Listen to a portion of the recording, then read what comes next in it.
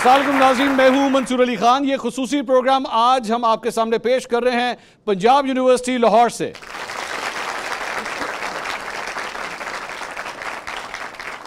नाज़रीन, आज नौजवानों की बहुत बड़ी तादाद हमारे साथ मौजूद है और इन नौजवानों के पास आने का मकसद यही है कि आने वाली नस्ल यही है, आने वाले ये वो लोग हैं, ये वो दिमाग हैं जिन्होंने पाकिस्तान को आगे लेके चलना है। इन नौजवानों में गुस्सा भी है, इनकी चंद शिकायतें भी हैं, इनके बहुत से सवालात भी हैं। बांग्लादेश के अंदर आपने देखा स्टूडेंट्स ने क्या कर दिखाया, वहाँ पे एकदम इनकलाब आ गया और वो हुक्मरान जो पिछले कई सालों से वहाँ पे मौजूद थे उनको उठा बाहर फेंका गया।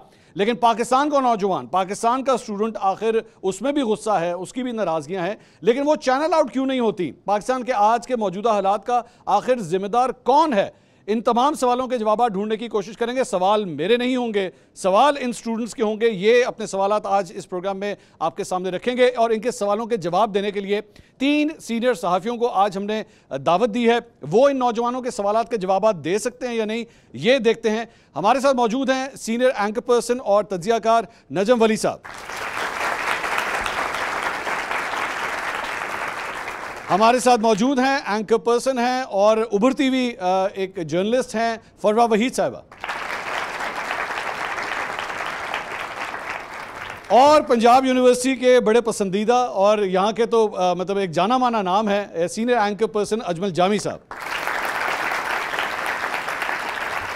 सबसे पहला एक सवाल मैं आप तीनों के सामने रखता हूँ, उसके बाद स्टूडेंट्स की भी बारी आएगी। नजम साहब, सबसे पहले आपसे एक सवाल है। ये सारे स्टूडेंट्स मेरे ख्याल में ये ज़रूर सवाल करना चाहते होंगे कि आज ये जो पाकिस्तान की सूरत हाल है, अदम बर्दाश्त है, कोई एक दूसरे की बात सुनने को तैयार नहीं है, कोई कहता है कि तुम पाकिस्तान तहरीक इंसाफ से हो, कोई कहता है तुम नून लीग से हो, कोई जाला बन जाता है, पीपल्स पार्टी का दिलदादा होता है, लेकिन एक दूसरे की बात सुनने की हिम्मत ही नहीं है, जुर्रत ही नहीं है किसी के अंदर। कौन जिम्मेदार है आज इस पाकिस्तान का? आपका क्या ख्याल है? मेरा ख्याल है हम सब जिम्मेदार हैं। इसमें हमारे सियासतदान भी हैं, इसमें हमारे जज भी हैं जिन्होंने जस्टिस मनीर से लेकर साकिब निसार तक और उसके बाद तक ऐसे फ़ैसले दिए जो काबिल एतराज़ रहे। मार्शल लॉ को जायज़ियत दी जाती रही, सियासतदानों को फांसियाँ दी जाती रहीं, जलावतनियाँ की जाती रहीं। ज़िम्मेदार वो जर्नैल भी हैं जिन्होंने मार्शल लॉ लगाए, ज़िम्मेदार वो ब्यूरोक्रेट भी हैं जो अपनी जिम्मेदारियां सही तरह से सरअंजाम नहीं देते, हमारे लिए मसाइल पैदा करते हैं। हम सब जिम्मेदार हैं मंसूर साहब। एक तबके पर जिम्मेदारी डालना दुरुस्त नहीं है। हम जर्नलिस्ट भी जिम्मेदार हैं, जज भी हैं, जर्नैल भी हैं, ब्यूरोक्रेट भी हैं, सारे हैं। फरवा साहिबा, ये जो नजम साहब ने बात की, इसमें एक जिम्मेदारी जो अक्सर लोग कहते हैं वो ये है कि जनाब अवाम तो कमज़ोर है, अवाम की सुनता कौन है? इसका तो वोट भी नहीं माना जाता, इसको सिर्फ एक पर्ची समझा जाता है और वो पर्ची भी फिर काउंट नहीं होती। जो पर्ची वो डालते हैं वो पर्ची भी काउंट नहीं होती। मैं कोई हालिया इलेक्शंस की बात नहीं कर रहा, ये सिलसिला काफ़ी देर से चल रहा है। तो ये कमज़ोर अवाम भी जिम्मेदार है या इस मुल्क के जो ताकतवर अशराफिया हैं असल जिम्मेदार वो हैं? मैं इंटरेस्टिंग वाक़े से शुरू करूँगी। मैं रोड शो किया करती थी, तो मैंने पीडीएम के दौर में जब स्टार्ट हुआ था वो मूवमेंट, तो कुछ लोगों से पूछा और 2 ग्रुप्स थे, एक पाकिस्तान तहरीक इंसाफ को रिप्रेजेंट कर रहा था, एक नून लीग को रिप्रेजेंट कर रहा था, और बहुत बहस के बाद सिर्फ एक सादा सवाल किया कि क्या आप लोग निकलेंगे? तो जवाब था नफ़ी में, नहीं।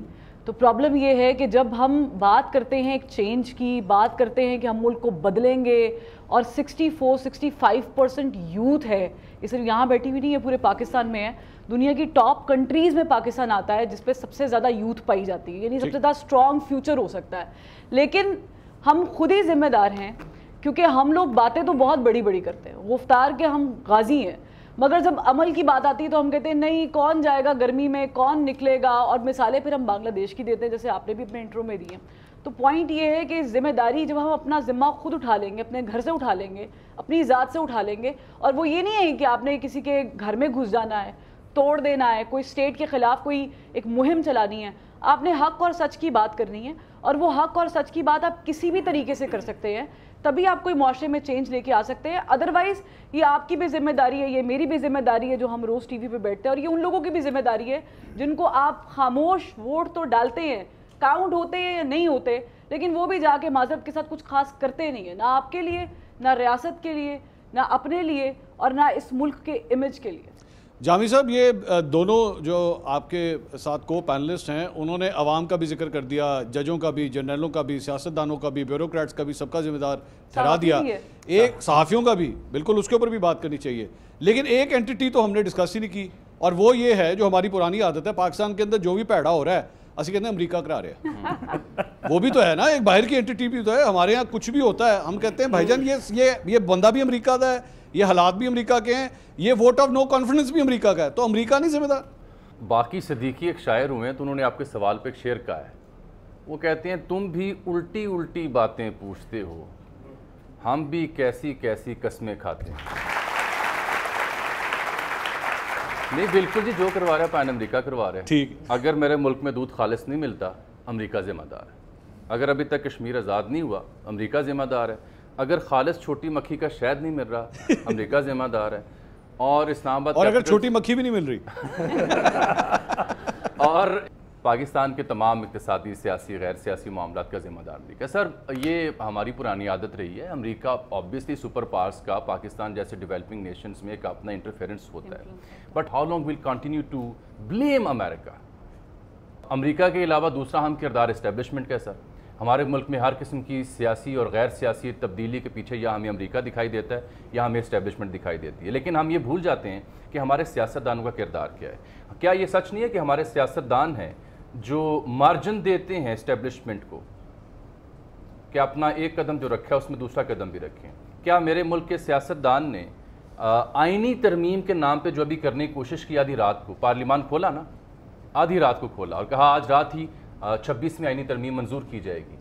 میرے ملک کے سیاستدان نے جو اس ملک کا سب سے بڑے 3 ایشوز ہیں اس کے اوپر کا پارلیمان کھولیا, آپ کو یاد ہے کوئی؟ ٹھیک, نجم صاحب آدھی رات کو پارلیمنٹ کھولنا غلط ہے پھر؟ بالکل حلال ہے. حلال ہے, ہاں بالکل, صبح کھولیں, دوپہر کھولیں, شام کھولیں, لیکن اپنے کام کے لیے کھول رہے ہیں. اپنے لیے کیوں کھولی جی پارلیمنٹ؟ ہم بہت ساری چیزیں جو ہیں اس کی سکرین ویلیو پہ لیتے ہیں, جو فیس ویلیو ہے اس پہ لیتے ہیں کہ جو کچھ سامنے آ رہا ہے. اور میرا نہیں خیال کہ جو آئینی ترمیم ہے یہ کوئی اچانک سامنے آئی. مجھے پوری طرح یقین ہے یہ محسن نقوی صاحب جب پہلی دفعہ جا کے مولانا فضل الرحمان کے ساتھ ان کا بہت ایک قریبی تعلق ہے, بہت سارے لوگ جانتے ہیں پرسنل تعلق ہے, ان کے گھر میں آ کے رہتے رہے ہیں مولانا فضل الرحمان. انہوں نے ایک بیڑا لیا کہ میں مولانا کو قائل کروں گا. مولانا کو جا کے یہ ساری چیزیں بتائی گئیں. مولانا کو اس کے بعد اعظم نذیر تارڑ نے جا کر بتایا. اس کے بعد صدر زرداری ان سے ملنے کے لیے گئے. نہیں, مولانا کو کیا سمجھ نہیں آ رہی, شریف ملنے کے لیے گئے. میں اتنے لوگ جا رہے تھے, مولانا کو سمجھ نہیں آ رہی. پارلیمنٹ نہیں کھلی تھی. یہ صبح 11 بجے اجلاس تھا, پھر 4 بجے ہوا, پھر رات 10 بجے ہوا, 11 بجے ہوا. بہت ساری چیزیں ایسی ہوتی ہیں کہ ہمیں اس کا علم رکھنا چاہیے کہ یہ چیزیں بیک اینڈ پہ ہو رہی ہوتی ہیں اور وہ سامنے نہیں آ رہی ہوتی. کوئی بھی آئینی ترمیم اس طرح نہیں ہو سکتی. منصور صاحب اس میں اختلاف ہے, نجم صاحب ہمارے بڑے ہیں, سینئر ہیں, obviously اختلاف رائے کا حق ہونا چاہیے.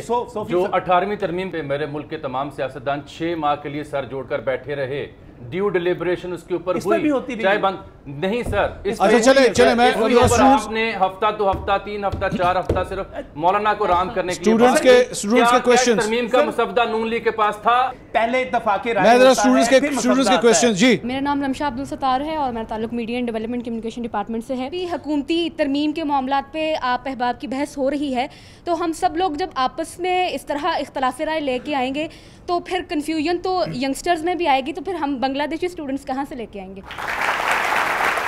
پہلی بات تو بیٹا یہ ہے کہ جب ہم بات کرتے ہیں غلطی کے حوالے سے اور ہم کہتے ہیں کہ اشرافیہ جو ہے وہ غلطیوں کی ذمہ دار ہے, مجھے آپ پورے ایمان سے بتائیے. اس وقت ہم باہر نکلتے ہیں, سوشل میڈیا پہ دیکھتے ہیں ایک نوجوان باہر نکلا, اس کی گاڑی کے اوپر نیلی بتی لگی ہوئی ہے, اس کی گاڑی کے ساتھ 6 8 10 15 لوگ بھاگتے ہوئے چلے جا رہے ہیں, وہ اسسٹنٹ کمشنر ہے.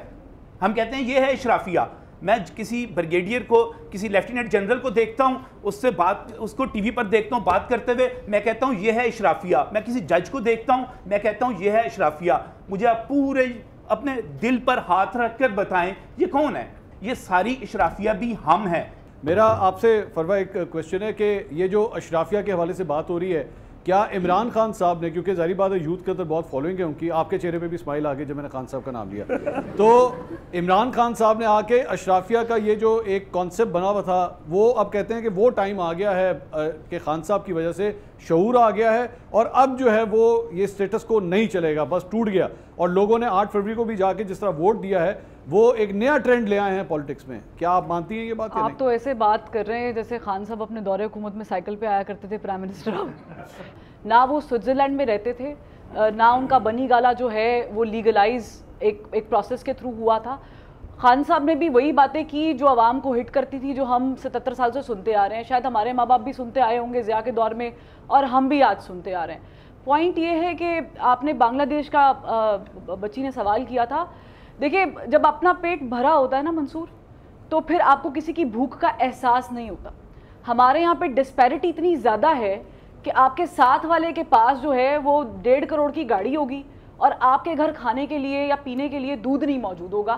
تو پوائنٹ یہ ہے کہ وہ جو سپریشن اور اوپریشن ہے نا, اسے ختم جب تک نہیں کریں گے نا, تو پھر خان صاحب ہوں یا پھر نواز شریف صاحب ہوں, وہ خواب دکھاتے جائیں گے. خان صاحب سے بھی فتویٰ کو کوئی امیدیں نہیں. جی اگلا, جی نیکسٹ کوسچن. السلام علیکم, میرا نام نیہا بطول ہے اور میں department media of development communication سے ہوں. سر میرا کویشچن یہ ہے کہ ہم لوگ 24/7 ہم لوگ پالیٹکس کو ڈسکس کرتے ہیں, بٹ ہم لوگ جو ہے وہ چینج کی طرف نہیں جا رہے, ہم لوگ ڈیولپمنٹ کی طرف نہیں جا رہے, ہم لوگ انوائرمنٹ کی بات نہیں کر رہے, ہم لوگ ہیلتھ سیکٹر سے ریلیٹڈ کچھ ڈیولپمنٹ نہیں کر رہے. تو اس کا کیا ریزن ہے؟ جو موسمیاتی تبدیلیاں ہیں, کلائمیٹ چینج, سب سے زیادہ متاثر پاکستان ہونے جا رہا ہے. حالانکہ پاکستان کا جو حصہ ہے کلائمیٹ چینج میں, کاربن امیشن میں, وہ بہت کم ہے, نہ ہونے کے برابر ہے. سو از دا کیس جو بچی نے بات کی کہ چاہے وہ ذیابیطیز کا مسئلہ ہو, شوگر کا کینسر کا مسئلہ ہو, یا 2.5 کروڑ اسکول کے بچے جو باہر ہیں ان کا مسئلہ ہو, یا بے روزگاری کا مسئلہ, ان پہ بات نہیں ہوتی. I agree with you. اس کی وجہ یہ ہے کہ ہمارے ہاں پولیٹیکل ہیپننگس, اسٹیبلٹی نہیں ہے, پولیٹیکل اسٹیبلٹی. 45 سال اگر ڈکٹیٹرشپ آف اینڈ آن رہی ہے تو باقی 40-45 سال ہم تجربات کرتے رہے ہائیبرڈ رجیم کے نام پر. ان لائک انڈیا میں جو کنٹینیوٹی آف ڈیموکریسی ہے. جی آج نہیں کر رہے ہائیبرڈ نظام کے ساتھ, آج بھی ہائیبرڈ ہی ہے. آج بھی ہائیبرڈ نہیں, اب بالکل ہائیبرڈ ہے, بالکل ہائیبرڈ ہے. ایک صفحہ اور ہائیبرڈ نظام آپ کے سامنے ہے. پہلے بھی ہائیبرڈ نظام تھا, اب بھی ہائیبرڈ نظام ہے. ان کو یہ علم نہیں ہوتا کہ صفحہ پارٹ کب جاتا ہے اور کب ڈیل کہاں سے کہاں ہو جاتی ہے, ڈکی میں چھپ کے جو آنے سے, یہ جانے سے. تو میرے اور آپ کے مسائل پہ یہ نہیں آئیں گے. آپ سب کے لیے مثال صرف یہ میں دے رہا ہوں کہ بڑے قابل احترام ہیں پارلیمنٹیرینز. یہ سوال بھی بڑا اچھا ہے کہ انہیں چلنے نہیں دیا گیا. لیکن مجھے یہ بتائیں, یہ کیا غریب ہیں, مسکین لوگ ہیں؟ قوم بھوک سے مر رہی ہے, یہاں بچوں کے پاس دودھ نہیں ہے خالص, اور بچے مال نیوٹریشن کا شکار ہیں. لیکن میرے ملک کی اشرافی اور حکمرانوں کو نئی ویگو ڈالے خریدنے ہیں, یعنی حد نہیں ہوگی. اور یہاں پہ جو ہمارے بابو ہیں 21-22 گریڈ کے لیے, ان کے لیے DHA phase 7 میں 29 نئے گھر بن رہے ہیں. کیوں؟ یہ مسکین ہے. ٹھیک ہے, میں چھوٹی بات کیجیے گا. بالکل مختصر بات کروں گا. منصور بھائی, ہم لوگ جو ہیں خبروں کی طرف صرف اور صرف پولیٹیکل خبروں کی طرف جاتے ہیں. میری بہن نے, میری بیٹی نے جو بات کی بڑی اہم ہے, لیکن کیا آپ کو پتہ ہے کہ اس ملک میں ہم بار بار کینسر کی بات کر رہے ہیں. 2011 سے پنجاب میں کینسر کی ادویات مفت ہیں, 50,000 سے لے کر 5-7 لاکھ روپے مہینہ تک. سر آپ جو بات کہہ رہے ہیں ہو سکتا ہے میرے علم میں نہ ہو, لیکن ابھی ریسنٹلی میری فیملی میں 2 کینسر پیشنٹس تھے جی. اور آپ نے بات کی کہ 2011 سے ادویات مفت مل رہی ہیں. آپ یقین جانیے کہ ادویات جو تھیں وہ چھوٹی سے مائنر ادویات جو تھیں وہ بھی 70-80 ہزار روپے کی آ رہی تھیں.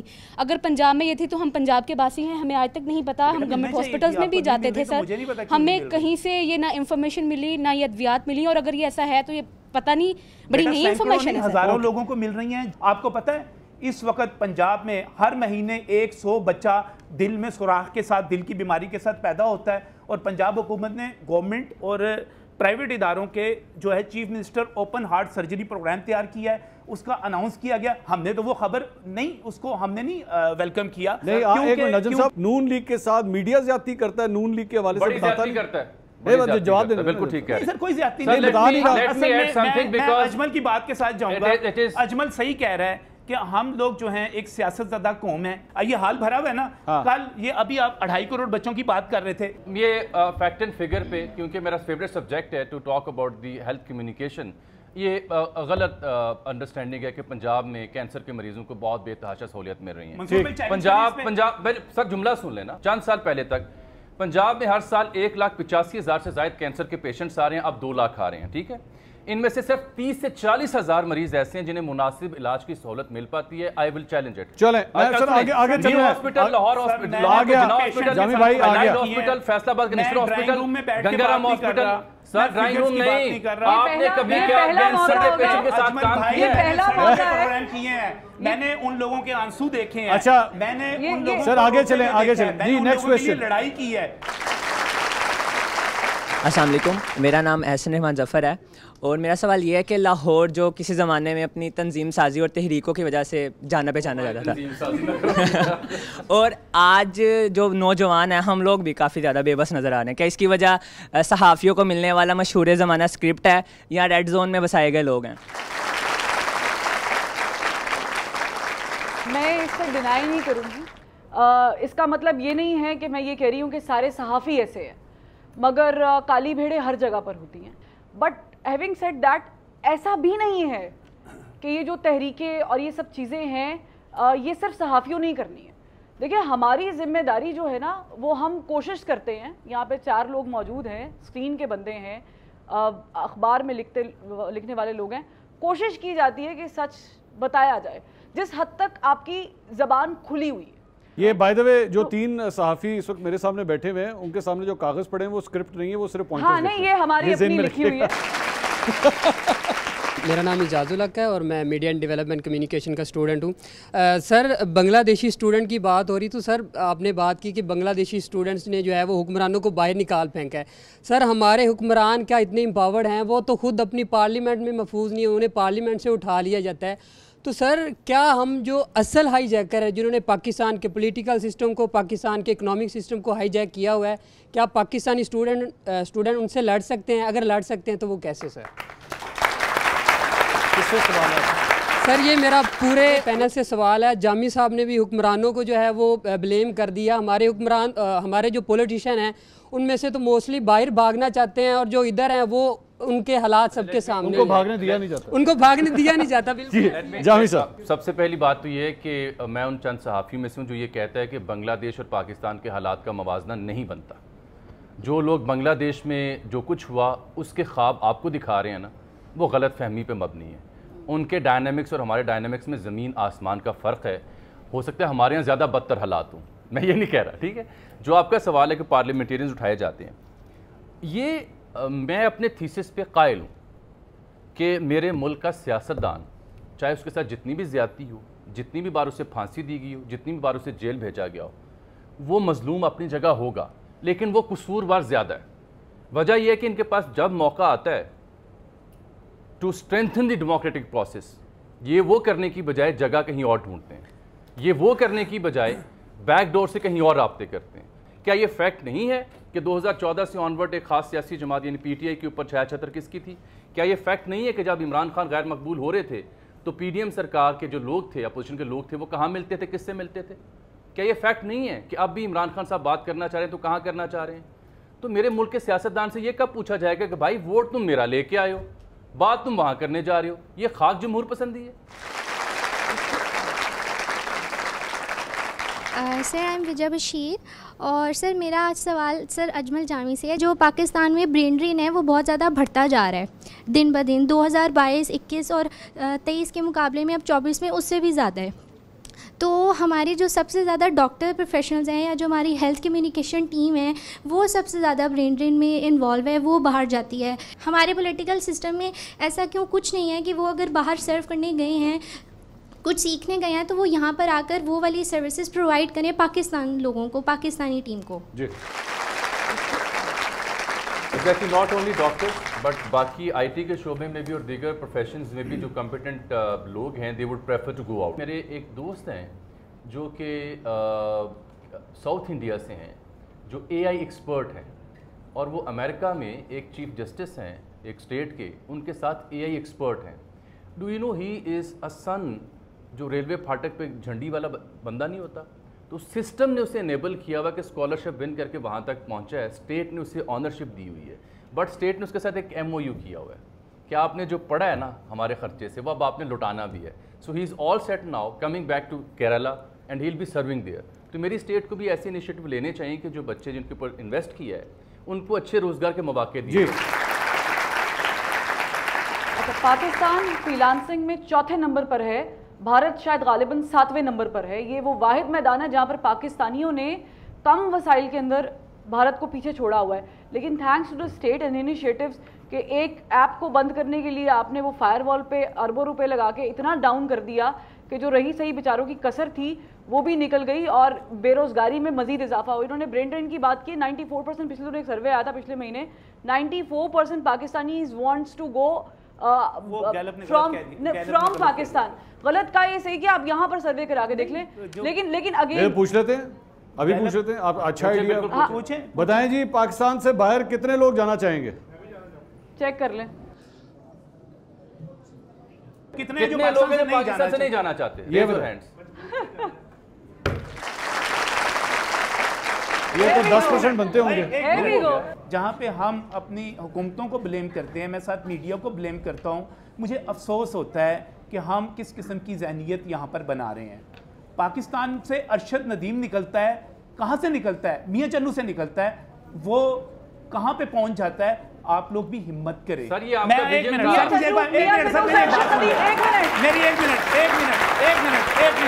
میں آج یہاں پر بیٹھا ہوں, میں اکیلا میرے دوستوں, میں اکیلا پاکستان کا مقدمہ لڑنے کے لیے تیار ہوں.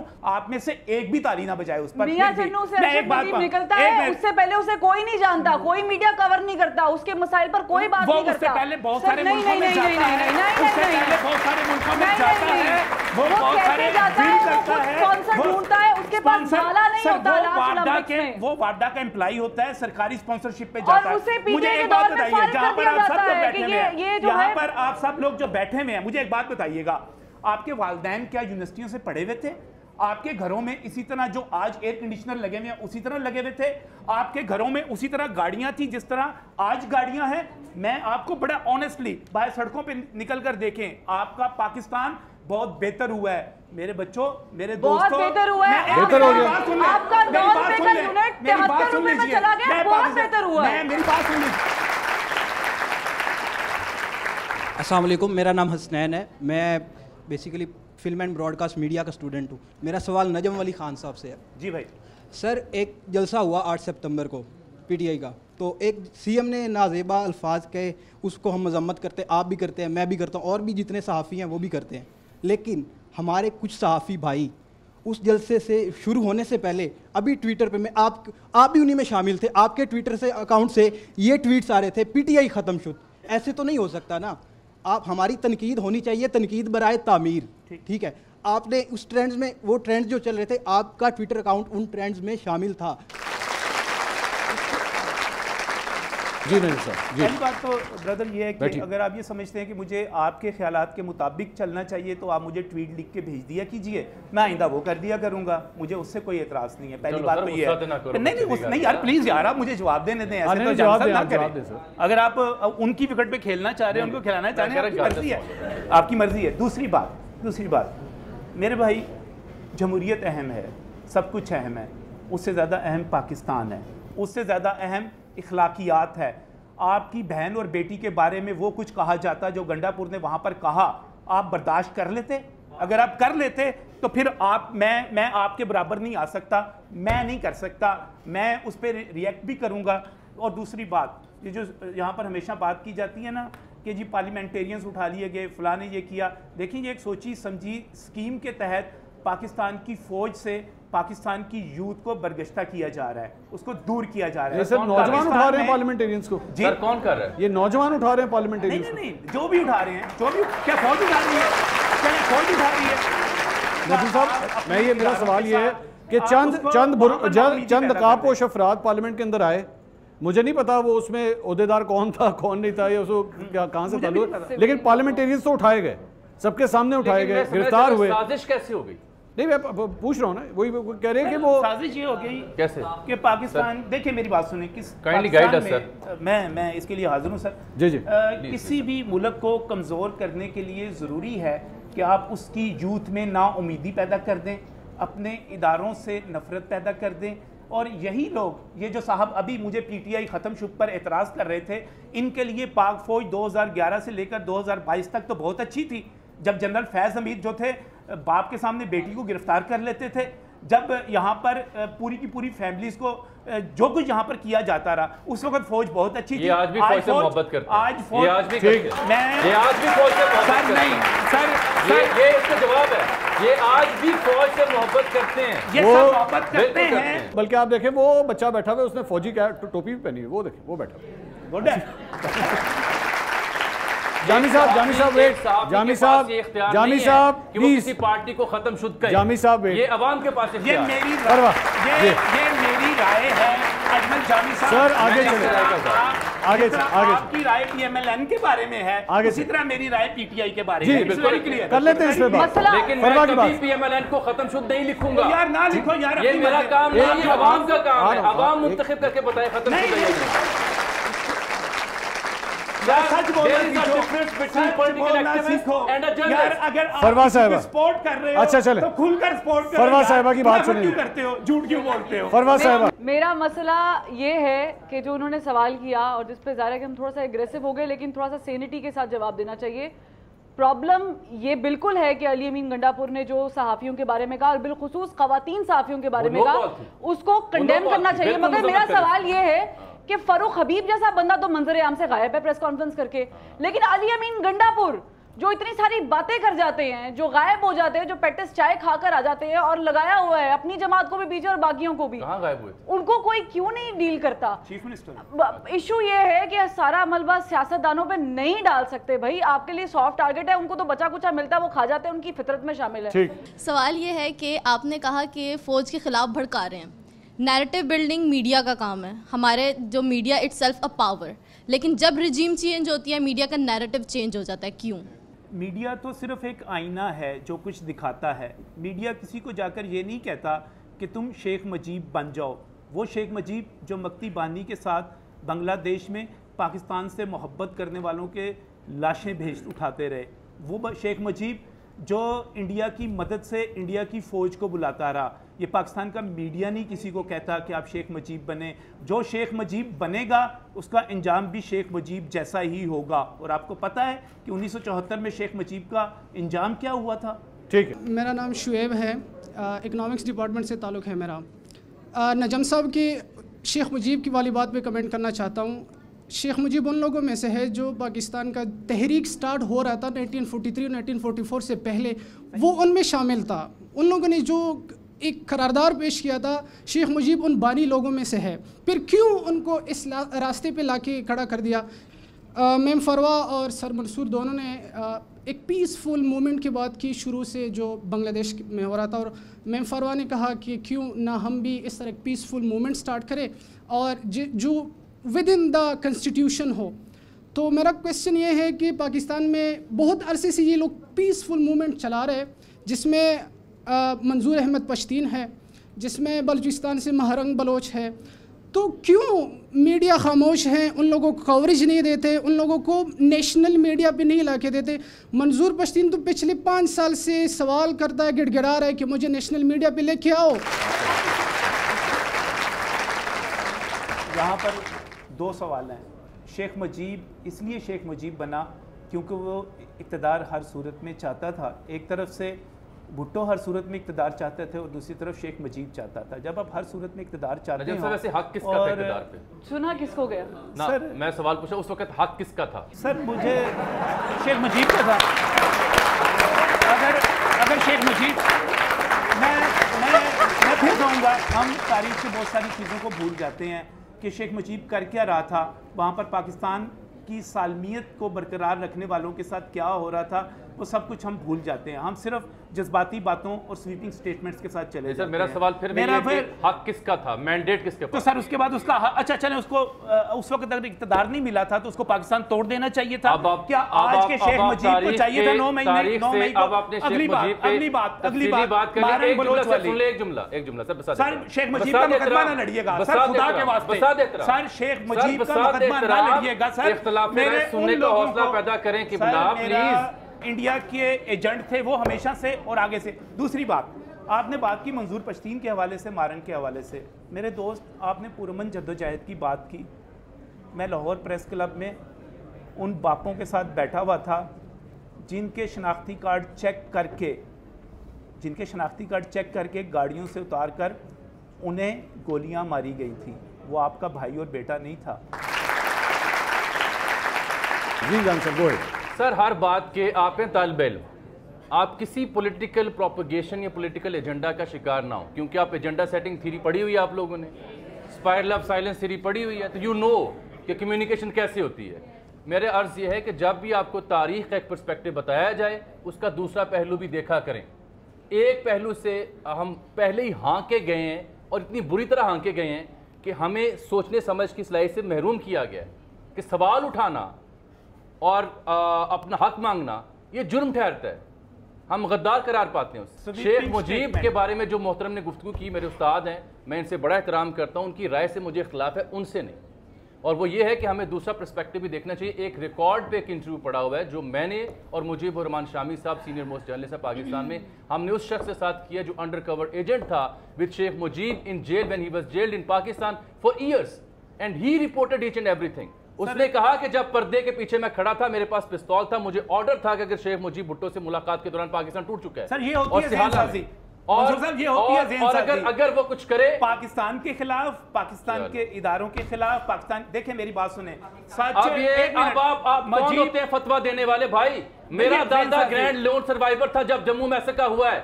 میرا باپ فوج میں تھا، میرا باپ سیاچن میں زخمی ہوا، آپ مجھے فتویٰ دیں گے؟ چلیں آپ بولتے ہیں کون ہے فتویٰ دینے والے؟ آگے چلیے آگے۔ سر میرا نام جاوید ہے اور میں جرنلزم ڈپارٹمنٹ سے ہوں، 3rd سیمسٹر۔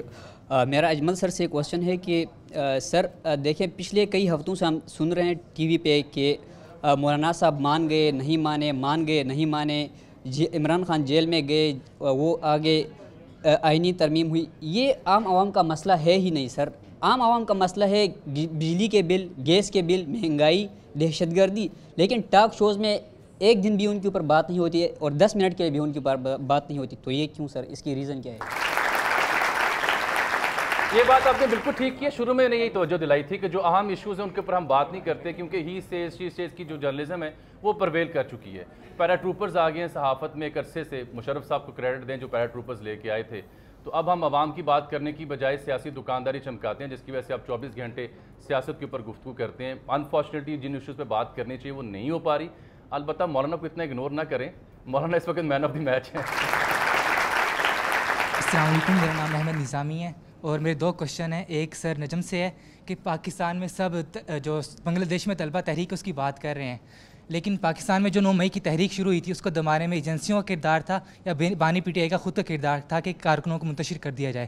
اور اجمل صاحب سے سوال ہے، آپ شیخ مجیب کی بات کر رہے ہیں، زرداری صاحب بھی 10 سال جیل میں رہے ہیں لیکن انہوں نے پاکستان کھپے کا نعرہ لگایا ہے، سب کو متحد کیا ہے، تو آپ کو یہ تقسیم کی بات نہیں کرنی چاہیے؟ جی نجم صاحب، پہلی بات آپ نے تحریک کے حوالے سے 9 مئی کے حوالے سے کی۔ 9 مئی اقتدار لینے کے لیے ایک بہت ہی خوفناک سازش کا نام تھا۔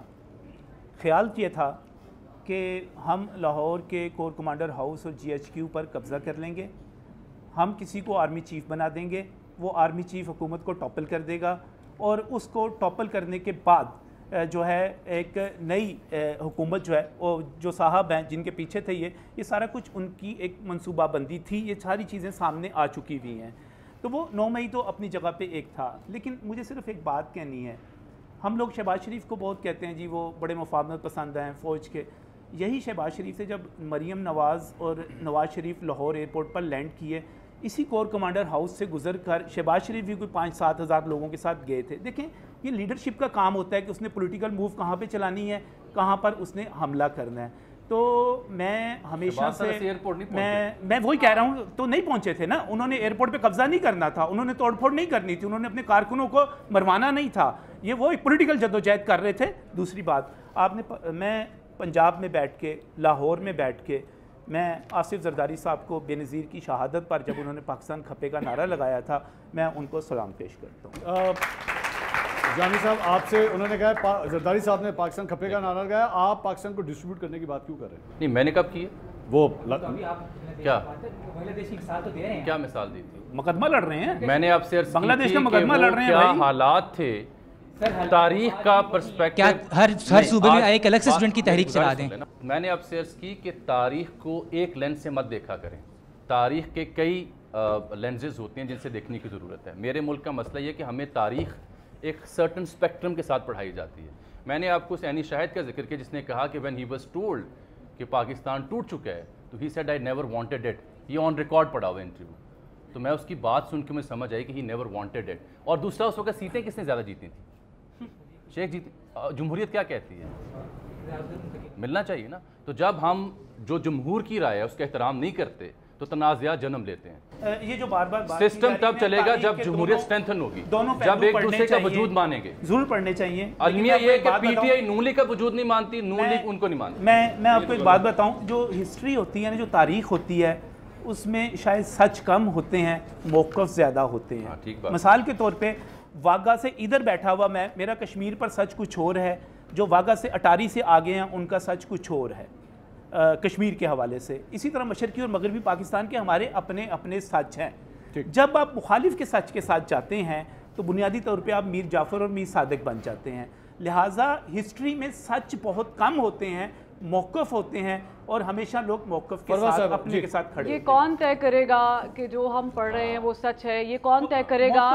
نہیں سر, میں بات کر لوں نا, یہ کون طے کرے گا اور یہ کیسے طے کیا جائے گا؟ جو کتاب ہسٹری کی ہمیں ملی ہے یہی وہ کتاب ہے جس میں کوئی زیر زبر کی غلطی نہیں ہے, اور ہمیں دوسرا موقف پڑھنے کب دیا گیا ہے مجھے پہلے یہ بتا دیں. اور نہیں سر, یہ تو آپ کو پتہ نہیں کون سی کتاب پڑھی ہے آپ نے, ہم نے تو وہ والی کتابیں نہیں پڑھی, بعد میں پتہ چلا کہ سارا کچھ تھا. فروا آپ کے زمانے میں گوگل نہیں ہوتا ہوگا. نہیں سر, ہمارے اتنی پرانی نہیں ہے یہ تو. نہیں سر, گوگل کی ضرورت نہیں ہے, گوگل کی ضرورت نہیں ہے. بہت ساری چیزیں بعد میں نکل آتی ہیں, اس کے لیے آپ کو فہم کی ضرورت ہے. اس پہ منیر نیازی صاحب نے ایک شعر کہا تھا, آئی ایم سو اسٹانشڈ کہ آپ لوگ بنگلہ دیش کے ساتھ موازنہ کر رہے ہیں, بلوچستان کی کسی نے بات ہی نہیں کی. اس پہ منیر نیازی صاحب کہتے ہیں کچھ اونج بھی راما اوکھیاں سن, کچھ گل وچ غمدہ توک بھی سی, کچھ شہر دے لوگ بھی ظالم سن, کچھ سانو مرندہ شوق بھی سی. تو آپ اندازہ کر لیں کہ بلوچستان ہو یا پھر بنگلہ دیش, مجھے بتائیں کہ موقع دیتے ہیں تو پھر موقع ملتا ہے نا. کہ کیڑے شہر کے لوگ ظالم سے. نجم صاحب, ایک جو اعتراض کراؤڈ کی طرف سے آ رہا ہے نا, جو آپ کی ٹویٹ کے اوپر بیسیکلی جو اعتراض آ رہا ہے, آپ تحریک انصاف کے بارے میں کیوں یہ کہتے ہیں کہ ختم شد؟ آپ کو یہ کیا کہنا چاہیے کہ ایک سیاسی جماعت کے بارے میں کہ وہ ختم شد؟ اس کا جواب دیکھیں, دو چیزیں ہیں. میرے پروگرام میں پاکستان تحریک انصاف کے لوگ آتے ہیں, وہ اپنا موقف بیان کرتے ہیں, کبھی ناراض ہو کے نہیں جاتے, ان کی بات پوری ہوتی ہے. لیکن جب میں سوشل میڈیا پر موجود ہوں تو وہ نہ جیو نیوز کا, نہ ہم نیوز کا, نہ نیو نیوز کا, کسی کا بھی پلیٹ فارم نہیں ہے. وہ میری ایک ذاتی رائے ہے اور میں اپنے سوشل میڈیا پہ اپنی ذاتی رائے دیتا ہوں اور مجھے وہ دینے کا حق حاصل ہے. اگر کسی کو یہ خیال ہے کہ مجھے اس کی سوچ کے مطابق رائے دینی چاہیے, وہ مجھے لکھ کر دے دیا کرے, میں اس کو دے دیا کروں گا. اور اس میں صرف ایک بات کہوں گا, کہ سارا شعر ابھی انہوں نے بھی سنا دیا. تو اصل میں پتہ ہوتا ہے کیا ہے کہ جب ہم جذباتیت میں آتے ہیں نا تو پھر اعزاز احمد آذر جیسی صورتحال پیدا ہو جاتی ہے, چاہے وہ محبت ہو یا سیاست ہو. وہ اعزاز احمد آذر نے کہا تھا, درخت جہاں پہ عذاب رت تھی, نہ برگ جاگے نہ پھول آئے, بہار وادی سے جتنے پنچھی ادھر کو آئے ملول آئے. وہ ساری خوشیاں جو اس نے چاہیں اٹھا کے جھولی میں اپنی رکھ لی, ہمارے حصے میں عذر آئے, جواز آئے, اصول آئے. سر ایسا ہے کہ میں کروں کہ بالکل آپ کو مطالعہ ہندوستان بھی پڑھنا چاہیے, مطالعہ بنگلہ دیش بھی پڑھنا چاہیے, مطالعہ امریکہ بھی پڑھنا چاہیے, آسٹریلیا بھی پڑھنا چاہیے. مجھے ایک بات کا کمنٹ کرنے جگہ اجازت دیں سر. گزارش یہ ہے, بالکل حق ہے نجم علی صاحب کو اپنی رائے رکھنے کا. جب میں بحثیت صحافی نون لیگ انڈر آپریشن تھی تو ان کی بات کرتا تھا نا میں, اور جیل جا کے میاں نواز شریف صاحب کو, محترمہ مریم کو ملا کرتا تھا, تب میں نجم علی خان صاحب کو بہت اچھا لگا. مجھے آپ آج بھی اچھے لگتے ہیں. لیکن جب میں نے ان سے یہ سوال پوچھنا شروع کر دیا کہ کیا حکومت کرنے کا حق آپ کے خاندان میں ہے, کوئی اور پارٹی میں اہل نہیں ہے پنجاب کا سی ایم بننے کے لیے, تب سے میں برا ہو گیا.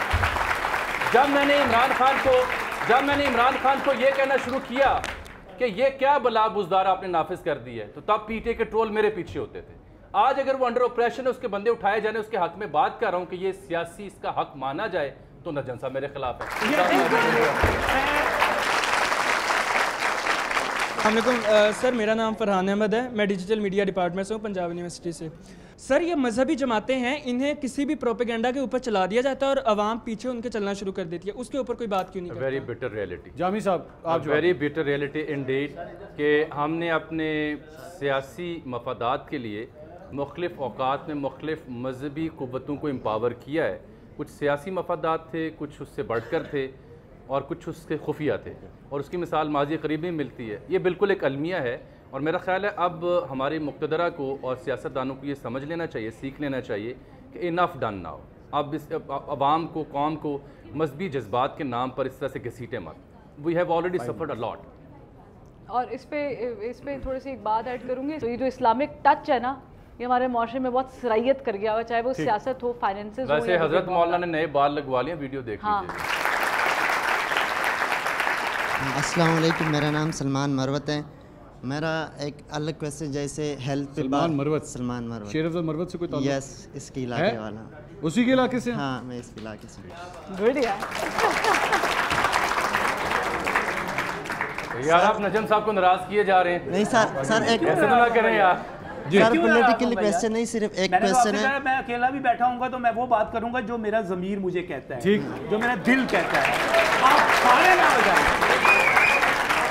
مجھ میں اتنی کرج ہے. سر میرا کویسچن لے لیں جی. میرا کویسچن ہے میم سے. میم, جیسے ڈیولپمنٹ میں بات ہوئی, ہیلتھ پہ بات ہوئی, سب چیزوں پہ بات ہوئی, لیکن میرے آئیڈیا کے مطابق جو سب سے ضروری ہے وہ امن ہے.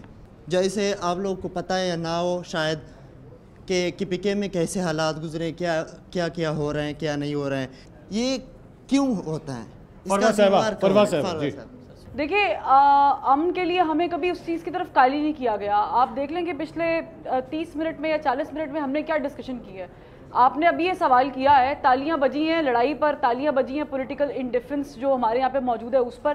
کسی نے اس بات پہ تالی نہیں بجائی ہے کہ جو ہم نے فیکٹس رکھے کہ یار آپ کے چوتھے نمبر پہ ہو, یار اپنے لیے تالی بجا لو فری لانسنگ میں.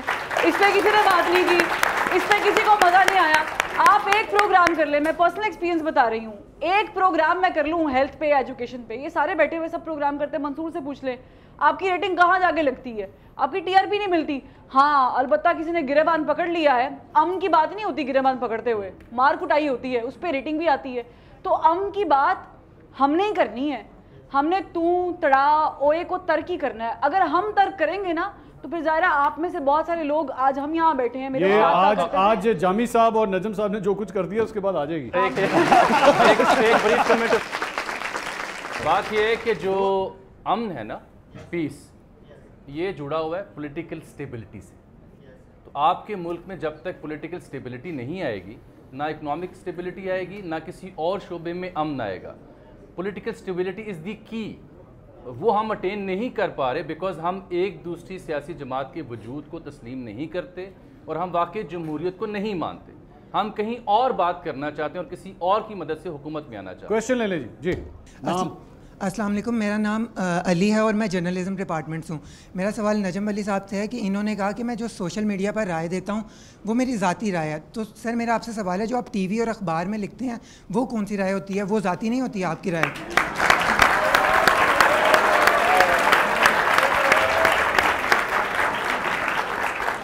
آپ جرنلزم ڈپارٹمنٹ سے ہیں تو اپنے ٹیچر سے کہیے گا کہ خبر اور اوپینین میں فرق آپ کو کسی دن بیٹھ کر سمجھائیں.